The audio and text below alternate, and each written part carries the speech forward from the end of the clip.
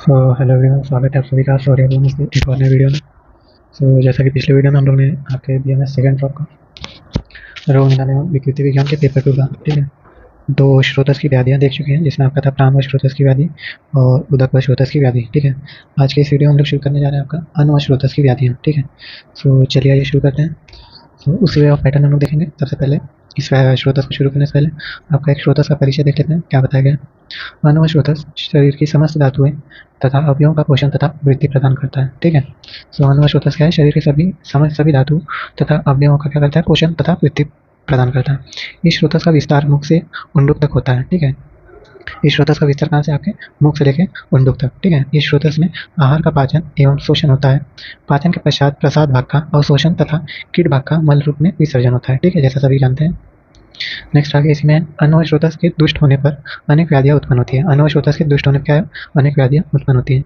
इसमें मुख्यतः मंदाग्नि को समस्त रोगों का मुख्य कारण माना गया है। किसको माना गया, जो आपकी मंदाग्नि हो जाती है, ठीक है, उसी को क्या है, मुख्य कारण सभी रोगों का माना गया है, ठीक है। आगे देखते हैं। नेक्स्ट इसमें देख लेते हैं हम लोग अन्न व स्रोतस का मूल क्या बताया गया। आचार्य चरक ने अन्न व स्रोतस का मूल अमाशय तथा वाम पार्श्व को माना है। आचार्य सुश्रुत ने अन्न व स्रोतस का मूल क्या माना है, अमाशय तथा अन्नवाहिनी धमनियों को माना है, ठीक है। नेक्स्ट आगे देख लेते हैं अन्न व स्रोतसों की दृष्टि के हेतु। अन्न व स्रोतस में दृष्टि के हेतु क्या क्या है। आचार्य चरक के अनुसार अन्न व स्रोतस के दृष्टि के निम्नलिखित प्रधान हेतु है। कौन कौन से, अकाल में अधिक भोजन करना, अकाल में असमय अधिक भोजन कर लेना, अहित भोजन करना और जठराग्नि का विकार, ठीक है। ये सारे क्या आपके अन्न व स्रोतस की दृष्टि के हेतु है, ठीक है। नेक्स्ट इसी में आपका अन्न व स्रोतस की व्याधियां कौन कौन सी है। अन्न व स्रोतस के दुष्ट होने पर निम्नलिखित व्याधियां उत्पन्न हो सकती है। कौन कौन सा, अजीर्ण, अना, अद्यमान, आटो, अग्निमान, अरुचि, छर्दी, अम्लपित्त, ग्रहणी दोष और शूल, ठीक है। ये सारे क्या आपके हैं अन्न व स्रोतस की व्याधियां। और इसमें दिया हुआ है आपका भस्मक रोग, गुल्म और उदर रोग, ठीक है। तो ये सारे क्या आपके हैं अन्न व स्रोतस की व्याधियां, ठीक है। नेक्स्ट आपका इसी में अन्न व स्रोतस के दृष्टि के लक्षण, ठीक है। अन्न व स्रोतस के दुष्ट होने से उसको लक्षण क्या क्या अपने को देखने को मिलते हैं। आचार्य चरक ने अन्न व स्रोत दृष्टि के निम्नलिखित लक्षण वर्णित किए। कौन कौन से, अन्न खाने की इच्छा न होना, ठीक है, अरुचि होना, अन्न का ठीक पाक न होना और ममन, ठीक है। तो ये सारे क्या थे आपके अन्न व स्रोतस के दृष्टि के लक्षण, ठीक है। नेक्स्ट हम लोग इसी में आगे बढ़ते हैं। आपका जो प्रथम व्याधि दी हुई है, सॉरी थोड़ा ब्लर है, जो कि आपका है अरुचि, या इसको बोलते हैं मॉडर्न टर्म में एनोरेक्सिया, ठीक है। देखते हैं इसका सबसे पहले व्याधि परिचय क्या बताया गया। भोजन ग्रहण करने की इच्छा का न होना ही क्या है, अरुचि कहलाता है। अरुचि में रस धातु तथा कफ दोष की दृष्टि होती है, ठीक है। किसकी दृष्टि होती है, आपकी रस धातु तथा कफ दोष की, ठीक है। अरुचि वस्तुत्व अनेक व्याधियों का लक्षण या उपद्रव है, ठीक है। अरुचि को क्या माना गया, अनेक व्याधियों का लक्षण या उपद्रव। सर्वप्रथम आचार्य भोज ने इसके विभिन्न भेदों का वर्णन किया है। सबसे पहले कौन भेद किए हैं इसको, आपके आचार्य भोज, ठीक है। नेक्स्ट आगे देखेंगे हम लोग अरुचि के निरुक्ति या उत्पत्ति क्या बताया गया है। वह व्याधि जिसमें अन्न में रुचि उत्पन्न न हो उसे अरुचि या भुक्त पदार्थ कहते हैं, ठीक है। क्या कहते हैं, वह व्याधि जिसमें क्या है, अन्न में रुचि न उत्पन्न हो, अन्न खाने में आपका रुचि न हो, उसे क्या कहते हैं, अरुचि, या उसका अदर नेम क्या है, भुक्त पदार्थ, ठीक है। आगे है आचार्य सुश्रुत ने अरुचि को भुक्त पदार्थ माना है, ठीक है। अन्य पर्याय इसके क्या है, वृद्ध भोज ने अरुचि के निम्नलिखित पर्याय वर्णित किए हैं। कौन कौन से, अरोचक, अरुचि, भक्त द्वेष, ठीक है, अन्न अभिलाषा और अभक्त छंद, ठीक है। ये सारे क्या आपके आचार्य भोज ने इसके पर्याय माने। नेक्स्ट आपका है आचार्य चरक ने अरोचक व्याधि के लिए भक्त का अंशन शब्द का प्रयोग किया है, ठीक है। कौन सा प्रयोग किया शब्द का, भक्त का अंशन, ठीक है। नेक्स्ट आइए इसी में आगे देखते हैं आपके प्रमुख संदर्भ ग्रंथ क्या बताया गया है। चरक संहिता के चिकित्सा स्थान के अध्याय 26 में देखने को मिलता है आपको अरुचि का वर्णन। सुश्रुत संहिता के उत्तर तंत्र के अध्याय 57 में, ठीक है। अष्टांग हृदय के निदान स्थान के अध्याय 5 में, माधव निदान के अध्याय 14 में, भाव प्रकाश के अध्याय 16 में, ठीक है। तो ये सारे आपके अरुचि से संबंधित प्रमुख ग्रंथ में वर्णन प्राप्त होते हैं, ठीक है। नेक्स्ट आपका देख लेते हैं अरुचि के निदान क्या बोले गए। आचार्य चरक तथा आचार्य माधवकर ने अरुचि व्याधि के निम्नलिखित निदानों का वर्णन किया है, ठीक है। कौन कौन से, वात पित्त तथा कफ दोषवर्धक आहार विहार करने से, शोक से, भय से, क्रोध से, अतिलोभ से, मनो अनुकूल भोजन की अप्राप्ति, विशिष्ट गंध तथा रूप युक्त भोजन का मिलना, ठीक है। ये सारे क्या आपके हैं अरुचि के निदान है, ठीक है, या कारण है। नेक्स्ट आइए इसकी संप्राप्ति देख समझ लेते हैं। सामान्य संप्राप्ति क्या बताया गया, उपरोक्त निदानों का सेवन से हृदय या चेतना स्थान में दोषों का संचय तथा प्रकोप होकर अरुचि की उत्पत्ति होती है, ठीक है। आचार्य सुश्रुत मतानुसार अरुचिजनक विभिन्न निदानों का सेवन करने से वातादि दोषों का प्रकोप होता है तथा शोक, भय आदि मानसिक निदानों से अन्न व स्रोतस तथा हृदय स्थल में दोष वृद्धि होती है तथा अरुचि की उत्पत्ति होती है, ठीक है। तो आचार्य सुश्रुत का मत ऐसा है, ठीक है।